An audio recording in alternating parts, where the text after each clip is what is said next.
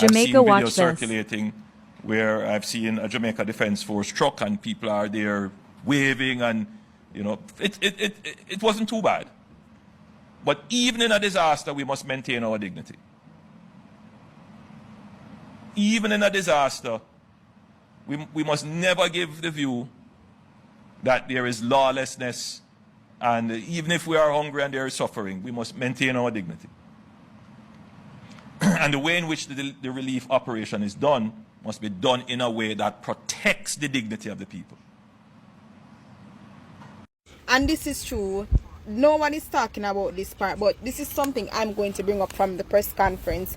I saw some videos where it's like them come with the care packages, and it's like people just it's like them are scrambling, them just had dash out food, and I hated it. I don't know if it's because I could remember as a child. I tell people all the time I was a prideful person. Let me tell you, say I'm still a prideful person, but I was a prideful person. You'll never dare catch me acting like me hungrier than everybody else.